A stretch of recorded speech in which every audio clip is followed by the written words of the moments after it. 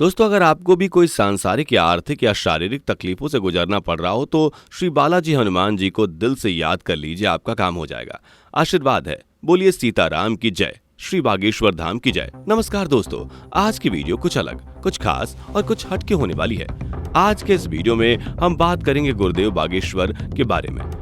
आपने 26 साल के धीरेन्द्र शास्त्री जो बागेश्वर धाम से हैं और लोगों की लाइफ प्रॉब्लम्स को हल करने में मदद करते हैं, उनके बारे में तो जरूर सुना होगा। गुरुदेव के दरबार में हजारों लोगों की भीड़ लगी रहती है और यहाँ पर गुरुदेव अगर आपका नाम लेते हैं तो वो किसी चमत्कार से कम नहीं। कुछ ऐसे ही हुआ एक महिला के साथ, जिसने गुरुदेव को ये कह दिया कि ये सब तो फिक्स होता है, सोता है। वहाँ बैठ के यही बोल रही थी कि ये सब सेटिंग है क्या यार, बट आपने मुझे पर कुछ ऐसा अद्भुत हुआ उस दिव्य दरबार में जो आपके होश उड़ा देगा। चलिए इस किस्से को शुरू से समझते हैं, लेकिन वीडियो आगे देखने से पहले एक बार कमेंट में जय श्री राम जरूर लिख दें। दोस्तों, उस महिला को गुरुदेव ने उसके प्रश्नों का हल करने के लिए आगे बुलाया तो उसने कहा गुरुदेव कहीं पोल ना खोल दे उसकी।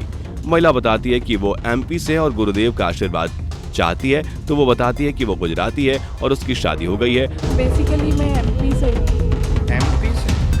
यहाँ मेरी शादी हो गई। आप गुजराती? हाँ। आज उसे आने का मौका मिल गया गुरुदेव के इस गुजराती दरबार में। महिला को गुरुदेव के पास थोड़ा डर लग रहा था, क्योंकि वो जानती थी कि गुरुदेव किसी का भी कच्चा चिट्ठा निकाल लेते हैं कुछ क्षणों में। लेकिन गुरुदेव महिला को पास बुलाते हैं। दोस्तों, एक्चुअली ना मुझे डर भी लग रहा है, आप पता नहीं क्या क्या लिख दोगे। आपने कई सारे वीडियोज में श्री बागेश्वर धाम सरकार को एक छोटे मोटे चमत्कार और पर्चे देते जरूर देखा होगा। गुरुदेव बिना महिला के सामने देखे, बिना देखे वो क्या कह रही है, क्या सोच रही होगी, बस सब अपने आप कुछ लिखते जा रहे थे। इस वजह से महिला और भी नर्वस हो रही थी।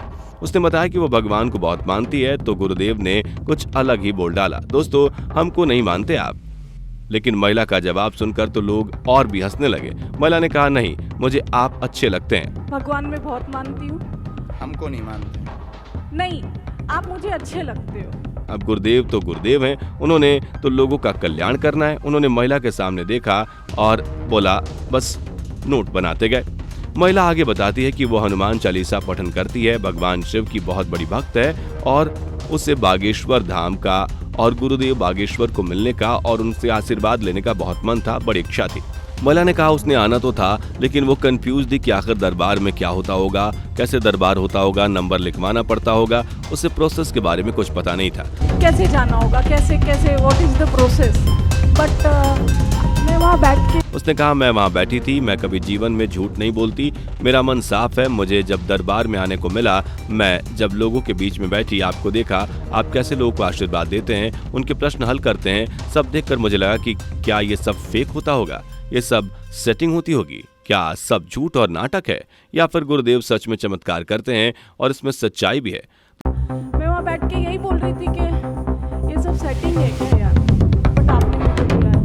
दोस्तों, इस बात को सुनकर गुरुदेव ने चप्पी तोड़ी और बोला कि ऐसे भी लोग गुजरात में पाए जाते हैं। महिला बताती है कि गुरुदेव आपने ही तो कहा था कि अंधविश्वास नहीं करना चाहिए, तो गुरुदेव बोलते हैं कि अंध भरोसा करना नहीं चाहिए। खैर, गुरुदेव ने उनसे कहा कि पूछो क्या पूछना है। महिला ने कहा कि मुझे आपसे कुछ भी नहीं पूछना है, लेकिन मैं आपको 2 रिक्वेस्ट करना चाहती हूँ। महिला ने कहा कि उसे बागेश्वर धाम का आशीर्वाद दीजिए कि उसके घर और ससुराल में काफी सारी बीमारियों का सामना हो रहा है, तो वो चाहती है कि सब कुछ ठीक हो जाए, सब कुछ सुख शांति से रहे। महिला ने फिर गुरुदेव से अपने दिल की जीतने वाली बात की। उसने कहा कि गुरुदेव कुछ अपाहिज बच्चे काफी लंबे समय से उनके दर्शन करने और आशीर्वाद लेने के लिए वहाँ बैठे हैं। गुरुदेव खुश हुए और कहा कि वह लोग हनुमान जी की कृपा से बुलाए जाएंगे, परंतु गुरुजी जी ने उन्हें प्रश्न पूछने के लिए आग्रह किया। महिला ने खुलकर बात करते हुए कहा कि उसकी नौकरी अच्छी चल रही है और कोई समस्या नहीं है। उसके बावजूद उन्होंने बागेश्वर धाम की सेवा के लिए अपना समय समर्पित करने की इच्छा व्यक्त की और स्वयं सेवक के रूप में सेवा करने का प्रस्ताव रखा। गुरुदेव ने इस पर आदर्श जवाब दिया, कहा छा गए। गुरुजी ने अपना पर्चा निकाला जो उसे महिला के बारे में लिखा हुआ था, वो बताना शुरू किया। गुरुजी ने उस महिला की समस्या के समाधान के तौर पर उसको 9 चंडी दुर्गा का पाठ करने को कहा और बोला कि उसके परिवार में सब ठीक हो जाएगा। महिला यह सुनकर अचंभित रह गई। गुरुजी को पहले कैसे पता था कि यही समस्या होगी। उसका समाधान पहले से उन्होंने लिख कर रखा हुआ था। लेकिन दोस्तों, क्योंकि उस महिला ने गुरुजी की सिद्धियों को ललकारा था, ये बात यहीं खत्म नहीं हुई। मजे की बात तो यह है कि गुरुजी ने उस महिला को कहा कि अब हम तुमसे बाद में बात करेंगे, परंतु पहले इस लाखों की भीड़ में जो कोई 2 भक्त अर्जी लेकर आए हैं, गुरुजी ने कहा कि उनके यहाँ आने से पहले ही वो उनके पर्चे बना देंगे। इतना ही नहीं दोस्तों, गुरुजी ने कहा कि वो महिला जो भी पर्चा नंबर बोलेगी गुरुजी वही पर्चा खोलेंगे और उस पर्ची का निकला जो उस समय गुरुजी के सामने बैठा होगा। ये उनका दावा है। ये उनके बालाजी बागेश्वर धाम प्रभु की शक्ति है।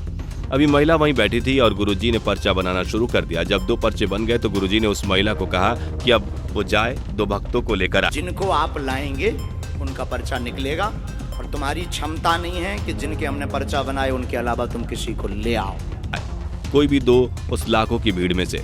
वैसे तो हमारे गुरुजी बहुत शांत स्वभाव के हैं, परंतु श्री बागेश्वर धाम सरकार इस घटना से बहुत क्रोधित हुए और उन्होंने भी ये कह डाला कि जीते जीते कोई गुरुजी के शक्ति को चुनौती नहीं दे सकता। को हमने पर्चा लिखा, सिर्फ तुम उसी को उठाओगी क्योंकि अब आप हमारे बालाजी के कब्जे में।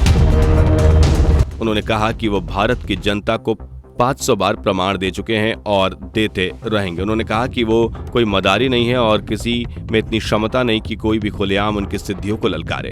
वह महिला काफी समय तक ढूंढती है और 2 भक्तों को उनके परिवार वालों को लेकर आती है। गुरुजी एक एक करके उन्हें मंच पर बुलाते हैं और महिला को बताए हुए पर्चे को पढ़ते हैं। आश्चर्य की बात है कि दोस्तों, पर्चा उसी व्यक्ति का होता है जो मंच पर गुरुजी के सामने बैठा होता है। उन लोगों के परिवार वाले भी अचंभित हो जाते हैं कि बालाजी महाराज ने उनके मन की बात कैसे पढ़ी और उनके सटीक प्रश्नों का उत्तर बिना पूछे कैसे दे दिया। ये सब सुनकर वो महिला नतमस्तक हो जाती है। जो उसे समझ में आ रहा था कि उसने जो फेक सेटिंग, झूठ और नाटक वाली बात कही थी वो बिल्कुल गलत थी। वो शर्मिंदा हुई और अपनी गलती पर और सरेआम सबके सामने गुरुजी से माफी मांगी। उस महिला की आंखों में आंसू थे।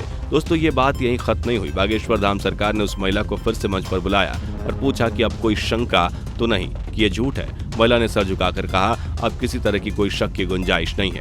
श्री बागेश्वर सरकार ने फिर एक पर्चा निकाला और कहा कि एक पर्चा उन्होंने पहले से बनाकर रखा हुआ था।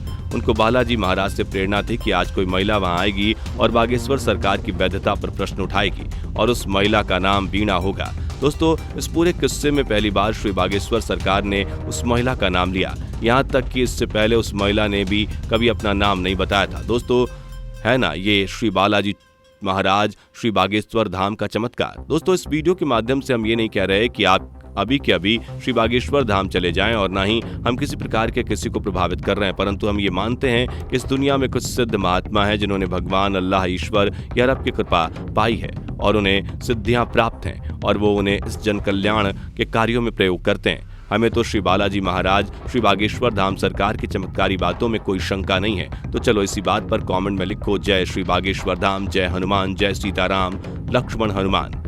अगर आपको ये वीडियो अच्छी लगी हो तो प्लीज हमारे वीडियो को लाइक करें और चैनल को सब्सक्राइब करें और ऐसी ही और वीडियोस देखने के लिए अपना प्यार सपोर्ट हमें देते रहें। जय श्री राम।